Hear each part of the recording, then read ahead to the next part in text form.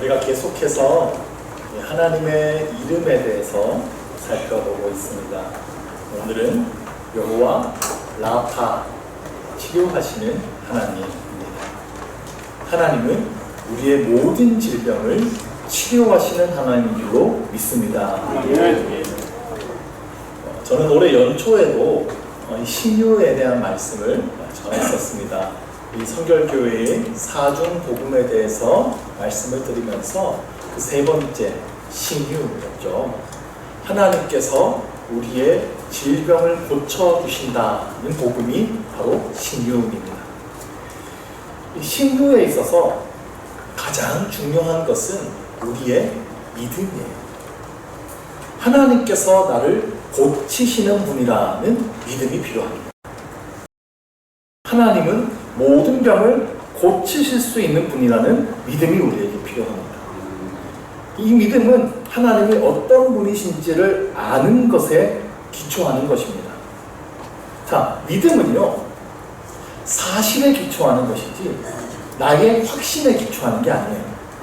사실이 아닌 것은 내가 아무리 확신해봐야 소용이 없습니다. 그건 망상일 뿐이에요. 자, 예를 들어서 나하고 친한 형님이 사업을 아주 크게 하시는 분이세요. 부자예요. 그래서 내가 믿어요. 내가 힘들면 분명히 그 형님이 나를 도와주실 거야. 확신할 수 있습니다. 그런데 내가 아무리 확신해도 소용없어요. 그분이 나를 도와줄 생각이 전혀 없는 분일 수도 있고요. 그분이 더 이상 부자가 아닐 수도 있어요. 사업이 다 망해버렸을 수도 있는 거예요. 그러니까 그런 확신에는 아무런 능력이 없는 겁니다. 그래서 믿음이라고 하려면 믿음은 사실에 기초해야 됩니다. 내가 믿고 있는 것이 확실한 사실이어야 되고요. 그 사실을 내가 또 확실하게 믿어야 되는 거예요. 그래야 그 믿음에 능력이 생기는 겁니다. 자, 우리가 신유의 하나님을 믿을 때 우리의 하나님은 치료하시는 하나님이라는 사실을 믿는 겁니다. 그럼 분명한 사실이에요. 하나님은 우리를 치유하기를 원하십니다. 그러면 우리의 믿음이 이제 필요합니다. 하나님이 과연 내 병을 치유하실 수 있으실까? 이런 의심을 가지고 기도해서는 안 된다는 거예요. 하나님이 과연 나를 고쳐주기를 원하실까? 내가 이 병 가지고 그냥 죽도록 고생하면서 너 이 병으로 고생하면서 회개해야 돼. 내 죄를 벌하려고 하시는 건 아닐까? 이런 생각을 가지고 있으면 이 신유를 위한 기도가 나올 수가 없는 거예요. 야고보서 1장에는 이런 말씀이 있습니다. 오직 믿음으로 구하고 조금도 의심하지 말라. 의심하는 자는 마치 바람에 밀려 요동하는 바다 물결 같으니 이런 사람은 무엇이든지 죽게 얻기를 생각하지 말라. 믿음으로 구하시기를 바랍니다. 조금도 의심하지 마십시오. 그러면 무엇이든지 얻을 수가 없습니다. 성경에 그렇게 되어 있어요. 하나님은 우리를 치료하는 분이십니다. 이것은 우리의 망상이 아니라 하나님의 말씀입니다. 오늘 성경에서 분명히 하나님은 그렇게 말씀하십니다. 여호와 라파, 하나님은 치료하는 하나님이십니다. 그러면 오늘 읽은 출애굽기의 배경을 먼저 한번 살펴봅시다. 이스라엘 백성들이 애굽에서 구원을 받았어요. 애굽의 강력한 군사들이 이스라엘 백성들을 잡으러 쫓아오고 있습니다. 이스라엘 백성들의 앞에는 홍해가 가로막고 있어요. 어디로 도망갈 곳이 없는 진퇴양난의 위기입니다. 그런데 하나님께서 모세를 통해 이 홍해를 갈라주셨어요. 이스라엘 백성들은 장정만 60만 명, 여자와 아이들, 노인들까지 합하면 적어도 200만 명이 넘는 큰 무리입니다. 이 그림처럼 홍해가 이렇게 살짝 갈라져가지고는 며칠 동안 건너도 다 못 건너갑니다. 그러니까 사실 홍해가 눈앞에서 사라져버립니다. 광야에 뜨거운 바람이 불어와서 이스라엘 백성들은 마른 땅으로 안전하게 홍해를 건널 수가 있었어요. 애굽의 군대가 뒤를 쫓아서 들어옵니다. 이스라엘 백성들은 급한 걸음으로 홍해를 다 건넜어요. 그러자 하나님께서 다시 홍해를 흐르게 하십니다. 이스라엘 백성들은 정말 놀라운 하나님의 구원을 눈앞에서 보았어요. 벅차오르는 감격으로 하나님을 찬양합니다. 얼마나 기뻤겠어요. 얼마나 놀라웠겠어요. 얼마나 그 안에 감격과 찬양이 넘쳐났겠습니까? 그런데 그들이 앞으로 마주하게 될 현실은 아주 냉혹했습니다. 홍해를 건너가서 그들이 마주한 땅은 광야예요. 낮에는 기온이 40도를 넘어갑니다. 광야니까 물을 구할 수가 없는 곳이에요. 이 뜨겁고 건조한 곳일수록 물을 찾을 수가 없고요. 목도 금방 마릅니다. 그러니까 미리 준비해서 나온 물들이 다 있었을 텐데 이거 금방 다 떨어졌을 거예요. 그럼 계속해서 물을 공급받을 곳이 있어야 되는데 광야에서 그걸 찾을 수가 없는 거예요. 3일 길을 걸어가는데 물을 얻을 곳이 하나도 없어요. 그 3일 동안 뜨거운 40도의 기온에 건조한데 물을 먹지 못한다고 생각해 보십시오. 이거요, 정말 이거 죽을 지경이 되는 거예요. 이거 보통 상황이 아닌 겁니다. 이것이 이스라엘 백성들이 마주한 광야의 현실이에요. 홍해가 갈라지고 이스라엘 백성들이 애국에서 해방되었을 때는 하늘을 나는 듯이 좋았어요. 그런데 금방 냉혹한 현실을 마주하는 겁니다. 우리가 예수님 처음 믿을 때도 그렇지 않습니까? 하나님의 뜨거운 사랑을 처음으로 경험하고 내가 구원받았다는 사실이 처음 믿어진 그때 충만한 은혜로 내 마음이 가득 차고 성령의 충만을 처음 받았을 때 그냥요 막 온 세상이 막 아름다워 보이고 하늘을 나는 듯한 막 구름 위를 걷는 듯한 그런 기분을 느껴요. 이제 막 나의 삶이 완전히 새로워진 것 같은 기분을 느끼죠. 그런데 그 기분으로 우리 삶의 현실을 딱 마주하면 그 환상이 금방 깨져버려요. 여전히 삶이 힘들어. 나를 힘들게 하는 그 인간은 똑같이 나를 힘들게 합니다. 똑같은 스트레스를 받아요. 예수님을 믿고 나면 그래도 내 삶이 좀 형통해지고 좀 힘들지도 않고 돈도 잘 벌게 되고 막 승진도 하고 막 그럼 참 좋겠는데 여전히 삶은 힘들어요. 오히려 일하랴 교회 가서 또 봉사하랴 더 힘들고 피곤할 때가 많아지는 거예요. 그래서 우리 신앙생활은요 동화 속 세상이 아니에요.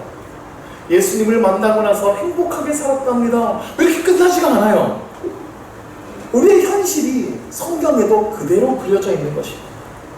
신앙생활을 시작했다고 우리 앞에 꽃길이 펼쳐지지 않습니다. 우리 삶의 문제들을 고스란히 그대로 마주하는 것입니다. 홍해를 지난 그 기쁨 뒤에 광야로 들어선 이스라엘 백성들은 광야의 냉혹한 현실을 마주합니다. 갈증에 시달리며 물을 찾아 헤맵니다. 그리고 3일 길을 걸어갔을 때에 드디어 물을 발견했어요. 얼마나 반가워요.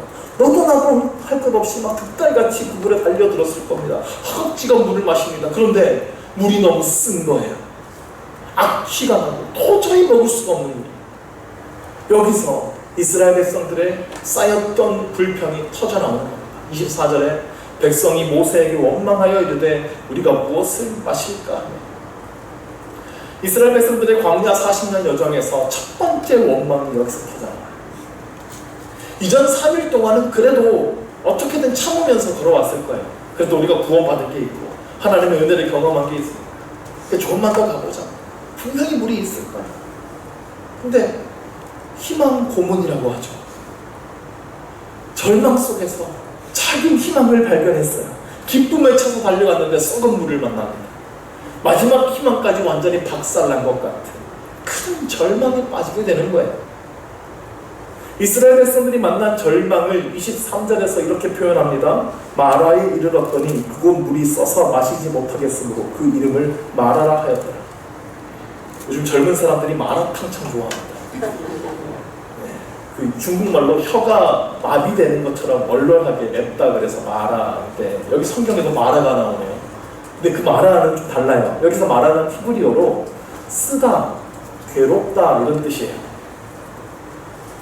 여기에 물이 맛이 쓰고 악취가 나는 것으로 유명하다고 해요. 한마디로 이스라엘 백성들이 인생의 쓴맛을 제대로 본 겁니다. 그럼 여기서 한 가지 의문이 생기죠. 지금 이스라엘 백성들을 광야로 인도하신 분이 하나님이십니다. 지금 이스라엘 백성들은 하나님의 인도하심을 따라 걸어가고 있는 중이에요. 근데 왜 우리 없습니까? 하나님 인도하시는 길로 가고 있는데 왜 우리 인생에 고통이 찾아오고 쓴맛을 보게 되는 거예요? 아니 그 무더운 광야에서 물이 얼마나 중요한 건지 하나님이 모르시는 거예요. 그래서 3일 만에 물을 발견했어요. 근데 그 물이 왜 쓴물이냐는 거예요. 이러면 안 되는 거 아닙니까? 25절 후반부에는 이 사건을 이렇게 해석합니다. 거기서 여호와께서 그들을 위하여 법도와 율례를 정하시고 그들을 시험하실세. 하나님이 이스라엘 백성들을 시험하신 사건이라는 거예요. 지난주에 제가 시험의 의미에 대해서 설명드렸습니다. 여기서 하나님께서 주시는 시험이 드러나는 거예요. 우리의 믿음을 드러내기 위해서 하나님께서 주시는 어려움이 있다 그랬죠. 믿음의 테스트입니다. 여호와께서 그들을 위하여 시험하셨다 그랬어요. 이스라엘 백성들을 위한 일이었어요. 그럼 이 시험의 목적인 두 가지가 있어요. 먼저는 하나님이 어떤 분이신지를 알려주시는 겁니다. 두 번째는 그 하나님을 의지하는 삶을 가르쳐 주시기 위함입니다. 사람들이요, 보통의 상황에서는 하나님 찾지 않습니다. 별 문제 없이 살 때에는 기도할 필요가 없죠. 솔직해집시다. 우리 인생에 큰 문제가 벌어질 때, 큰 질병이 찾아왔을 때라든지, 아니면 내 힘으로 해결할 수 없는 큰 위기가 닥쳐왔을 때, 그러면 그제야 하나님을 간절하게 찾게 되잖아요. 누구나 그래요. 그래서 하나님은 때로 우리에게 인생의 쓴맛을 보게 해주실 때가 있습니다. 그렇게 해서라도 우리가 이제 좀 하나님을 찾기를 원하시는 거예요. 하나님이 어떤 분이신지를 그 고통을 통해서 좀 우리가 이제 알게 되고 앞으로 하나님을 의지하는 삶을 살게 되기를 원하시는 겁니다. 자, 우리가 정말 우리 인생에 어려운 일이 없었어도 우리가 하나님 잘 믿었을까요? 우리가 하나님 간절하게 찾았을 때 있잖아요. 그때 언제입니까? 하나님의 도움이 정말 간절하게 필요한 큰 문제가 벌어졌을 그때 아닙니까? 하나님은요, 정말 우리를 사랑하십니다. 우리에게 어려움을 주고 싶어 하시는 분이 아니세요. 우리에게 복을 주시기를 원하시는 분이십니다. 그런데 복의 근원은 하나님이세요. 우리가 하나님께 가야 복을 얻을 수 있는데, 그리고 하나님은 우리를 사랑하셔서 우리와 함께 하시기를 원하시고 우리의 친밀함을 원하시는 분이신데 우리가 하나님을 도무지 찾지 않잖아요. 그러니까 아무 일도 없으면 우리가 정말 기도하지 않지 않습니까? 그래서 때로는 우리에게 이러한 시험을 주실 때가 있는 겁니다. 이건요, 나를 좀 바라봐 달라는 하나님의 애정 공세예요. 이제 좀 나한테 기도 좀 해보지 않겠니? 이 정도 했으면 너 이제 기도할 때 되지 않니? 나한테 와서 좀 이제 대화 좀 하자. 이런 하나님의 사인인 것이죠. 그리고 이 위기를 통하여서 하나님은 분명 자기 자신을 우리에게 알려주실 거예요. 기도하면 응답해 주시는 하나님, 우리의 모든 문제를 고쳐주실 수 있는 하나님, 모든 복의 근원이 되시는 하나님.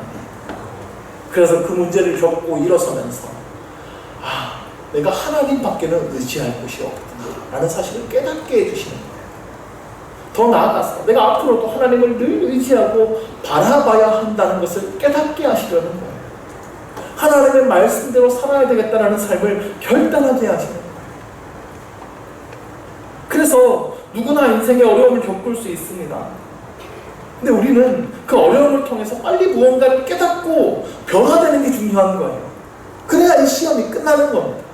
아니면 계속 같은 어려움을 반복할지도 모릅니다. 어려움을 통해서 우리는 반드시 배워야 돼요. 하나님 하나님께서 이스라엘 백성들에게 처음부터 그냥 물을 막 공급해 주셨으면 어땠을까요? 이스라엘 백성들은 그냥 그 물 나는 거 당연하게 생각했을 거예요. 그 안에서 아무것도 배우지 못합니다. 하나님 찾지 않습니다. 자, 그러면 우리가 시험이 찾아올 때 정확히 무엇을 배워야 될까요? 먼저는 고통을 마주했을 때 우리의 올바른 자세를 배워야 됩니다. 자, 이스라엘 백성들이 오늘 본문에서 목마름을 경험했을 때 첫 번째 행동이 무엇이었습니까? 처음에는 그냥 참고 가는 거였어요. 3일을 참고 갔어요. 가다 보면 물이 나오겠지 하면서 참았어요. 근데 마라의 쓴물을 맛봤습니다. 그때 나온 행동은 무엇이었습니까? 원망이었죠. 모세에게 원망했어요. 사람이 그렇습니다. 고통이 찾아오면 가장 먼저 나에게 이 고통이 찾아온 원망의 대상을 찾습니다. 원인을 찾아요. 그리고 그 대상에게 원망을 뽑습니다. 너 때문이야. 너 때문에 이렇게 됐어. 항상 그래요. 사실요, 이 모세가 잘못한 게 뭐가 있어요? 모세는 하나님의 말씀에 순종해서 이스라엘 백성들을 인도하고 있을 뿐입니다. 모세가 물 없는 문제를 뭐 어떻게 할 거예요? 여기 무슨 수도관을 연결할 거예요? 아니 뭐 모세가 광야에서 물 있는 곳이 어디다 절로 가자고 이렇게 할 거예요? 어떻게 합니까 모세가? 근데 사람들에게는 어떻게든 원망할 대상이 필요한 거예요. 그건 앞에선 모세인 거죠. 제가 오후 예배 때 한번 그런 말씀 드린 적이 있습니다. 우리 안에 누군가를 향한 원망과 불평이 일어날 때가 있습니다. 다 그 인간 때문에 뭐 이럴 때 있는데 그 불평과 불만이 사람에게 향하면 우리는 불평 분자가 되는 것이고요. 그 불평 불만이 하나님을 향하면 기도의 용사가 되는 것입니다.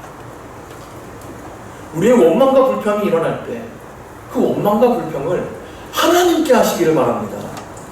그 모든 분노와 아픔과 우리 안에 일어나는 원망들을 기도의 상위에 다 올려놓으십시오. 하나님 앞에 부르짖으면서 그것들을 다 쏟아내십시오. 그런 기도를 마음을 토해내는 기도라고 하는 거예요. 하나님은 우리 마음을 다 아시는 분이십니다. 그래서 하나님은 우리의 솔직한 기도를 가장 좋아하세요. 내 마음은 그렇지 않은데, 내 마음에 원망과 불평이 일어나는데 하나님 앞에서 체면차리면서 감사합니다, 영광 돌립니다 뭐 이러지 마십시오. 솔직한 마음을 터놓는 기도를 하나님께서 가장 기뻐하십니다. 여러분 시편 읽으면서 한번 보십시오. 시편에 얼마나 솔직한 마음들이 다 나오는지 모릅니다. 하나님 저 인간 좀 벌 주십시오 뭐 이런 얘기도 나오고, 저 인간 안 데려가시고 뭐합니까? 별의별 얘기가 다 나와요. 자, 이스라엘 백성들은 모세에게 원망했어요. 이건 기도가 아니에요. 그럼 모세는 어떻게 했을까요? 모세도 속상하잖아요. 백성들이 왜 나한테 와가지고 이러냔 말이에요. 모세는 25절에 여호와께 부르짖었더니, 보십시오. 모세는 하나님께 부르짖지 않습니까? 뭐라고 부르짖었을까요? 하나님이 백성 나한테 왜 이러는 겁니까? 내가 물을 어떻게 줄 수 있습니까? 진짜 속상해 죽겠어요. 못해 먹겠습니다. 별얘기 다 했을 거예요. 백성들은 모세에게 원망했지만 모세는 하나님께 부르짖었습니다. 모든 치유에는 하나님께 부르짖음이 있어야 함을 믿으시기 바랍니다. 원망은 치유에 아무런 도움이 되지 않습니다. 오히려 우리의 고통을 더 가중시킵니다. 원망하게 되면요, 속이 후련합니까? 아니요, 마음이 더 병들어요. 원망은 치유를 악화시킬 뿐입니다. 힘드십니까? 하나님께 부르짖으시기를 바랍니다. 하나님의 치유가 필요하십니까? 그러면 하나님께 간절히 부르짖으십시오. 그때 여호와 라파 하나님을 만나게 될 줄로 믿습니다. 하나님께서는 모세의 기도에 응답하셨어요. 25절을 이어서 봅시다. 같이 한번 읽습니다. 모세가 여호와께 부르짖었더니 여호와께서 그에게 한 나무를 가리키시니 그가 물에 던지니 물이 달게 되었더라. 아멘. 하나님께서 모세에게 한 나무를 보여주셨어요. 그것을 물에 던졌습니다. 그러다 그 물이 달게 되었어요. 믿어지십니까? 네. 속에서 뭔 소리야. 많은 학자들이 이 나무에 대해서 연구를 하기 시작합니다. 도대체 이게 어떤 나무길래 나무의 어떤 성분이 쓴물을 단물로 바꿀 수 있는 것인가. 이 나무만 우리가 발견했는다면 이 인류의 물의 문제를 해결할 수 있을 것인데, 근데 누구도 이 나무를 찾아내지 못했습니다. 나무에 무슨 물을 달게 하는 성분이 어디 있겠습니까? 나무가 아니라 하나님의 능력으로 그 물을 고치신 것입니다. 나무는 그냥 도구인 거예요. 그러니까 무슨 나무냐에 주목할 게 아니라, 그 나무 찾아 헤맬 게 아니라 쓴 물을 고치신 하나님께 주목해야 되는 것입니다. 자, 그런데 왜 여기서 하필 나무였을까? 이 나무에 대한 올바른 해석 두 가지가 있어요. 먼저 이 나무는 예수님의 나무 십자가를 의미합니다.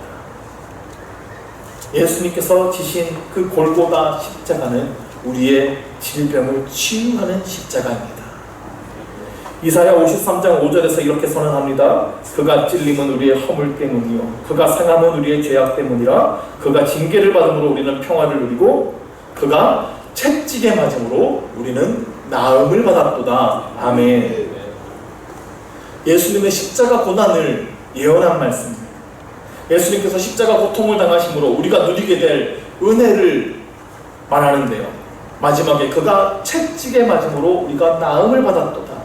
채찍은 예수님께서 십자가를 지실 때 맞으신 그 채찍, 예수님께서 당하셨던 육신의 상함을 의미합니다. 예수님께서 나를 대신해서 육신의 상함을 받으심으로 우리는 나음을 받았습니다. 아멘.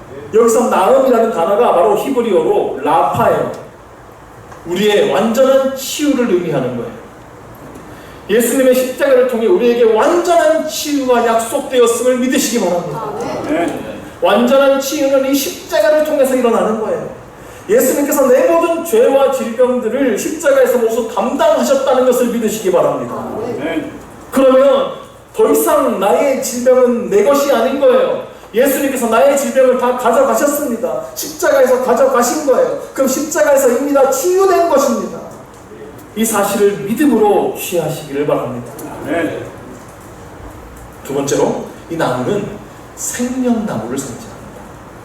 요한계시록 22장 2절을 보면 이런 말씀이 있습니다.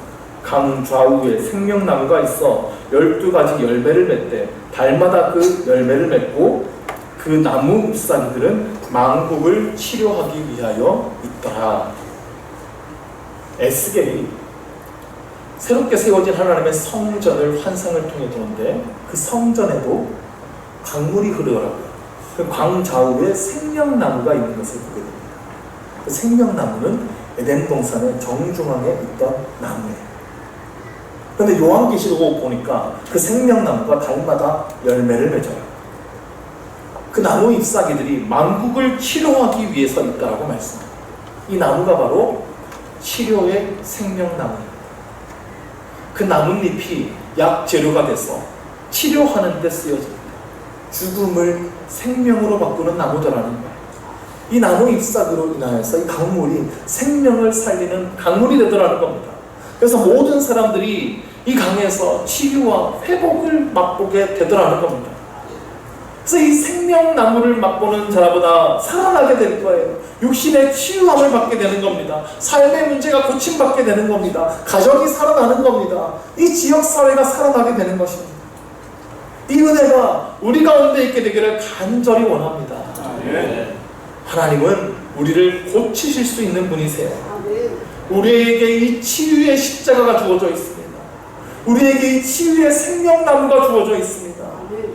이 믿음을 가지고 하나님께 간절히 부르짖으시기를 바랍니다. 아멘. 하나님께서는 이 사건을 통하여서 자신의 이름을 가르쳐 주셨어요. 26절 마지막 부분에 나는 너희를 치료하는 여호와이니라. 여기서 치료하는 여호와가 바로 여호와 라파. 라파는 치료하다, 건강하게 만들다 이런 뜻인데, 더 나아가서 고치다, 회복시키다, 원상복구하다 라는 뜻도 있습니다. 그래서 꼭 질병에만 사용되는 것이 아니라 다양한 부분에 사용됩니다. 망가져버린 것을 다시 고친다 라고 할 때도 라파라는 단어를 씁니다. 내가 잃어버렸거나 빼앗긴 것을 원상 회복하다, 그럴 때도 사용합니다.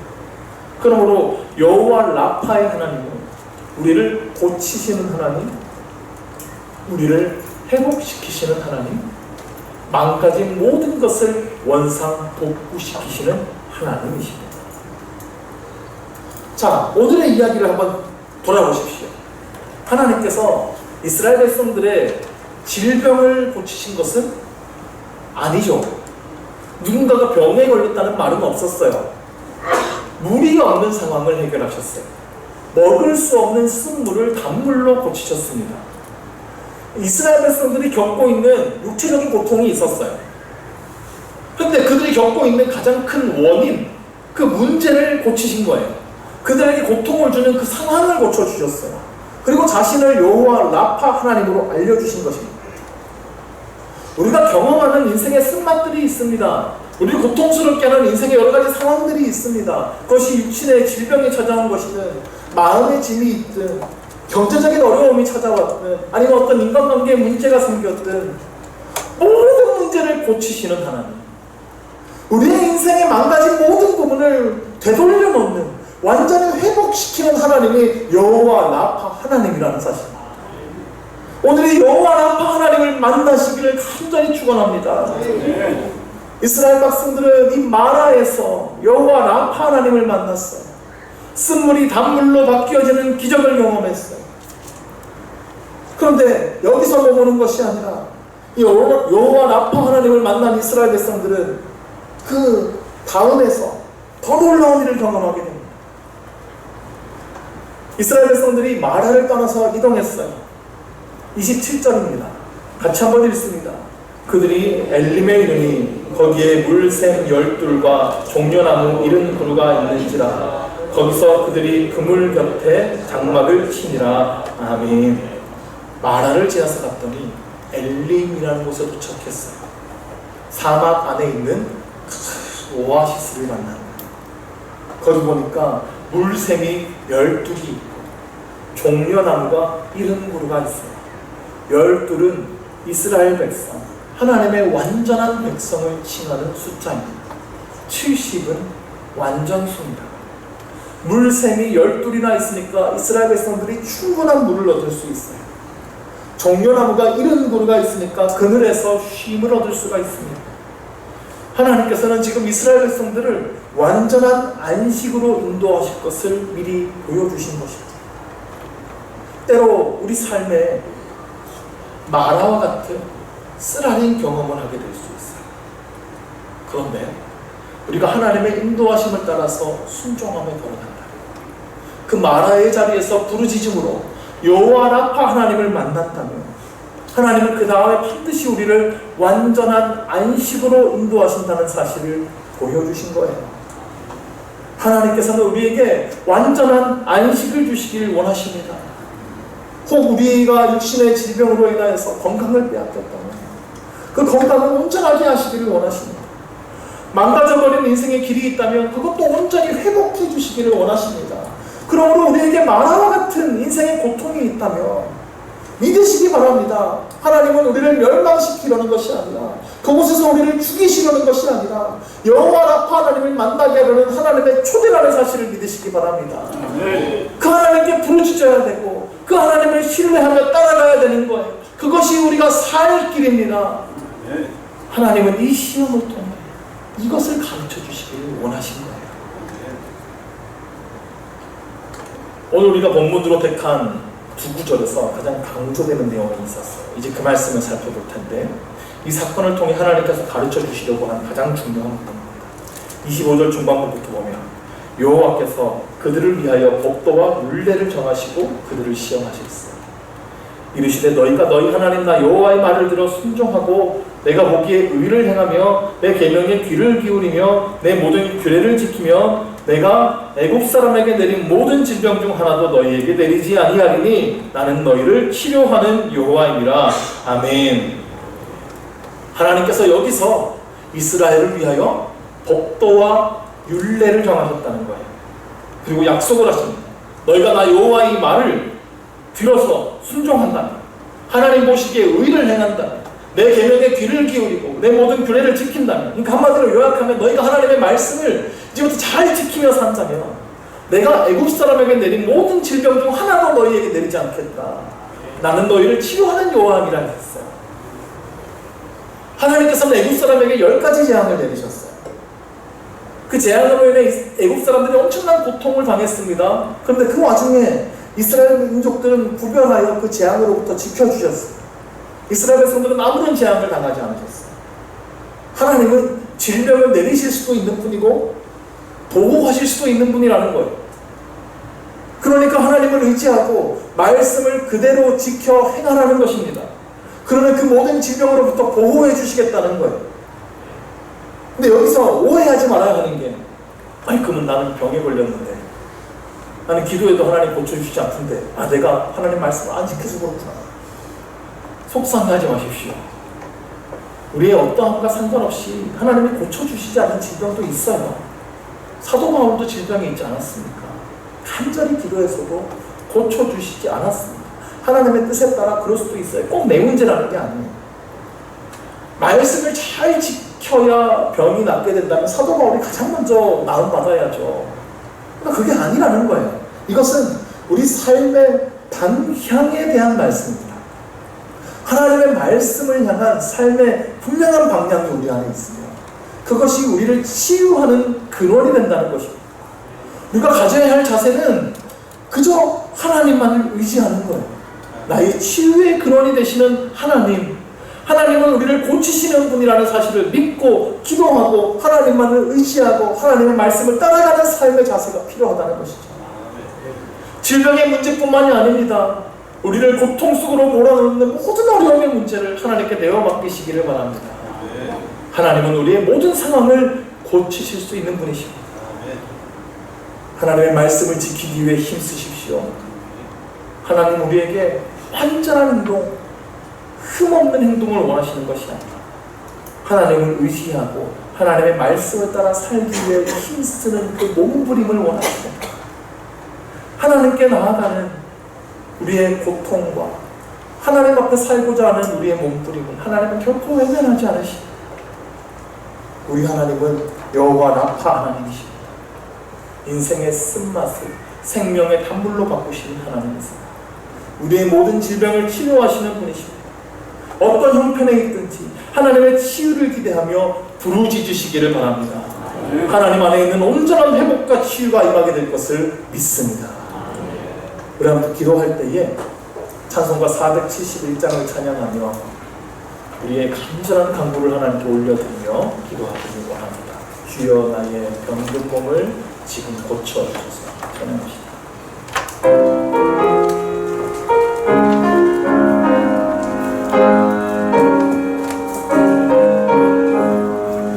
주여 나의 병든 몸을 지금